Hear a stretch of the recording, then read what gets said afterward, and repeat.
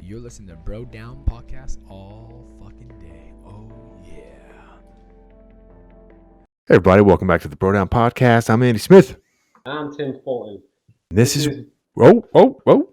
And this is What Do You Got? On What Do You Got, one of us comes to the table with a topic that the other person doesn't know about. This is Andy's turn, and Andy, what do you got? Yeah, you don't know this one. Don't. It's things you've noticed since lockdown. I like it. Okay. So what's some things that you've noticed, particularly I'm thinking like people's behavior or just anything in general, like peculiar things, not so much negative things, but just like odd things. What people are finding. What you cut out? You cut out for a second. Say that again. What people are finding important is probably the biggest one. And explain that a little bit more. Because there are a bunch of people out there who have varying concerns and are varying focus. So I guess what I'm trying to say is, like, my sister-in-law, for example, her main focus right now, 100%, is her children. Not that that's all she cares about, but that is her mindset. Is not just but making sure that they're as normal as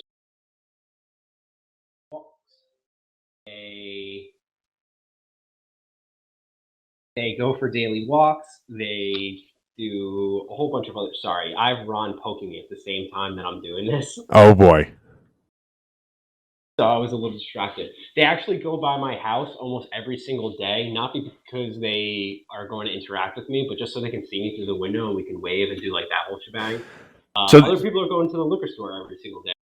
That's just kind of how they're dealing with it. Yeah. So you're saying that like the focus has been more on just like spending time with them and walking them around town and stuff like that, and just making sure they're good, singularly focused is what you mean? Yeah, her way of staying sane is making sure her children stay sane, if that makes sense. Okay. And other people are finding different ways to stay sane. Like, we did the whole thing about board games. People are still trying to be social, but they're doing it from a distance. And that is kind of like focus. Like, everyone has a different thing that they found to be important in their life, and that's that one thing that's keeping them safe. Yeah. Yeah. One of the things that I noticed from people is that a lot of people in general, right? So like anytime you ask somebody what they're doing, if they're at their job, a lot of people are like, oh, I wish I was just home and fucking, just want to relax on the couch and blah, blah, blah, blah, blah.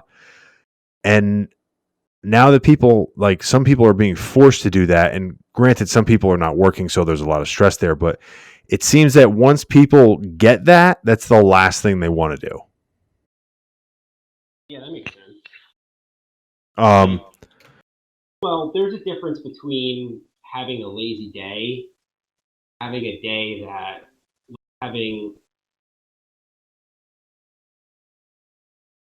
keeps poking me. I got it wrong.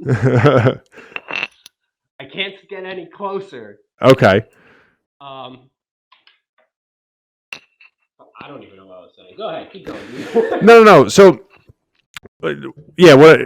So, just driving to work every day. Obviously, the roads are like pretty vacant and all that stuff. But it is interesting how people have a hard time like filling their time if they have an open schedule. Yeah.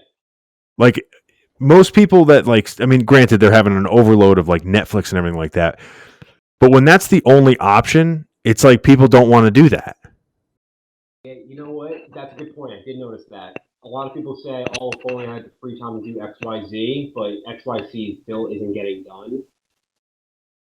Yeah. You know what I mean? Like, oh, I would do so many extra projects. It's like I only have the time. Now everyone kind of does, but there's things still aren't really getting done. Yeah. Do you think that part of what that is like, it's almost like when have a big test coming up or whatever, and if you're the procrastinating type, it's almost like movies and things that will make you distracted, like having a couple beers or whatever. It's more appealing to you at that time because there's another thing there that you don't want to do that you're forced to do, and those things kind of are supposed to be off the table. Yeah, that's probably part of it. At the same time, like, this whole experience has had, like, this weird, dark, overwhelming, like, upsettingness to it, so people just aren't also, like, mentally prepared to, like, no one's ready to be like, "Oh, good, there's a quarantine out there. I'm gonna start writing a book." You know what I mean? Like, Yeah. there's that probable lapse too. Yeah, it is kind of weird when it's all going on. Like, we're pretty good at like muscling through stuff when we don't want to do it, as far as like doing work or whatever. Like, we rarely ever let it too much stop us from just grinding out, things that need to get done. But there is that weird thing where, like, with all this going on, it's almost like it kind of sucks the drive out of you a little bit. It's weird. Yeah, it does. It completely sucks the drive out of you. And this is going to be a really weird comparison, but I can kind of understand where people who have like serious depression like have trouble doing things. Not that most of us are at that point, but Yeah. I can understand it. Yeah. One thing I do find that's it's easier and harder at the same time, but doing things around the house or any type of like physical labor or anything like that, like, gardening or whatever have you.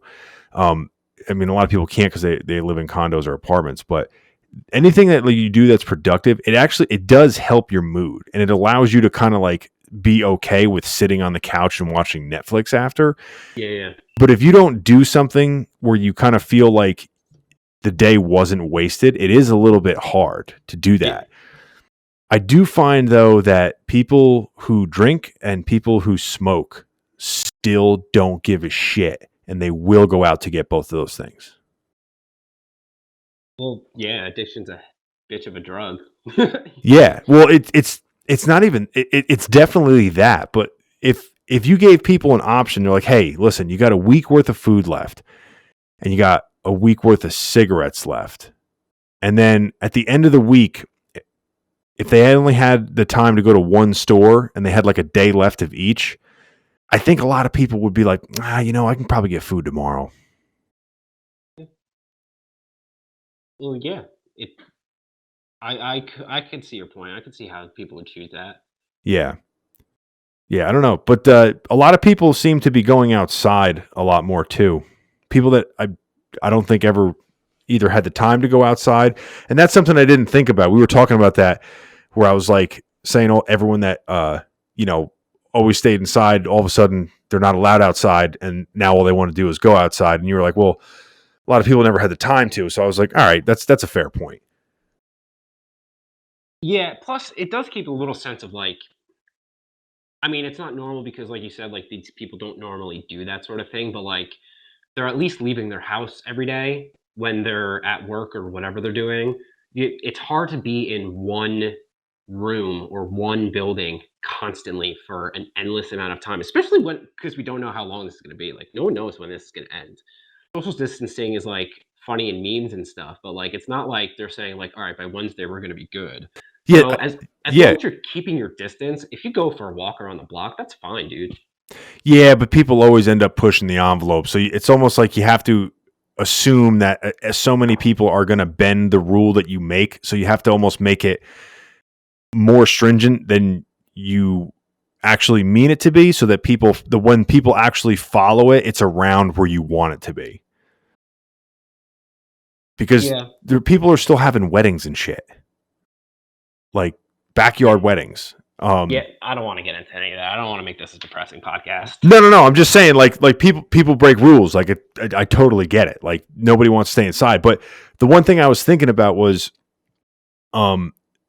it sounds like introverts like stay inside and like that. But the worst thing, one of the worst things that they can do to you in prison is put you in solitary confinement. Yeah, I can understand why. Yeah, well, it's a crazy notion because the worst thing they can do to you when you're locked up in a place where people are convicted of murder and like horrendous crimes is put you alone by yourself where no one's going to hurt you. And that's the worst thing they can do. Yeah, it's how insanity starts. Yeah. We're So, social beings. Like, yeah. we are not meant to be alone I don't mean that in like a romantic aspect. I mean, like, we are meant to be in tribes. We're meant to do shit together. Once people are by themselves completely, it will drive you a little nutty. Yeah. So on a scale from like 1 to Tom Hanks in Castaway, where are you right now? I'm trying to think of a funny equivalent, but I'm drawing a blank. I'm probably at a 6 right now. Go ahead. I've seen one person, the same person, twice within the past week up close and had a conversation with them. And even that we had to do so from a distance. Yeah. So you're like you haven't gave Wilson hair yet, but there's blood on the ball and you're drawing a face. Yeah. At the very least, like, I still have the ability to talk to people on the phone.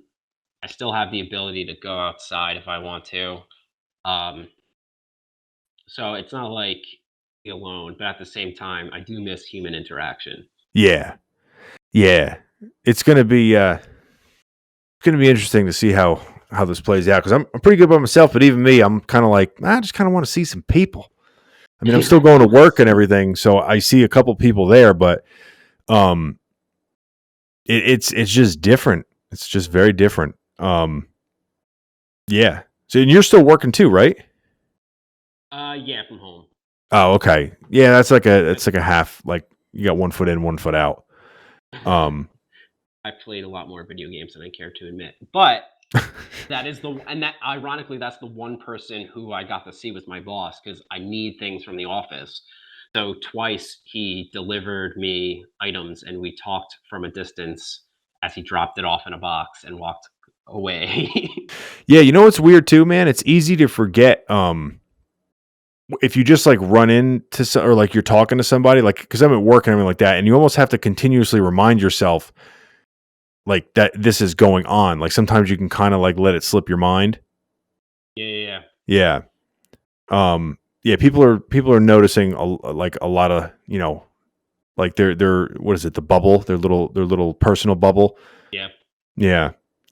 So yeah, any other thoughts on things you've noticed since the lockdown? Not particularly. Okay. I hate being put on the spot because I know that there are things that I've noticed, but I can't remember them off the top of my head. One thing I did notice too, and this is going to be a real quick one, because I've been like my mom and dad have always had gardens and everything like that, and I started one last year, but I never like put anything in it because I didn't finish like setting it up. Yeah. So like last week I went online to buy all the seeds and everything like that. You couldn't fucking find seeds anywhere. It's like Really? it's like everybody went online, and I don't know about like how serious they were with it, but everyone was basically like, "Hey, we're gonna have to grow our own crops to live here now." And all I could think of was how many people had to go online. I only found one place that you could get seeds where they wouldn't come at your door like at the end of July. Oh, wow. Yeah, it's like one company had them, and there was like a limited supply of them. And I was just thinking like that mindset, and then I was also thinking like, how many people even have the ability or the room to grow that many things? I'm like, it's probably just people panic buying. Like somebody that lives in a windowless basement, just like, hey man, I have to grow my own crops down here. Like, I couldn't. It took me a couple hours to find the stuff I needed for it. Like I was kind of shocked. Yeah, well, necessity, dude. Like you're saying, people are panic buying, but that's kind of one of the right things to panic buy in a weird way. Yeah. So and now's the right time for it, and it would be a good distraction. So yeah. So naturally, I fell into the same mindset. And I bought enough, and I'm good. My entire property is going to be one big farm now. Yeah, and chickens. I'm getting chickens. Are you?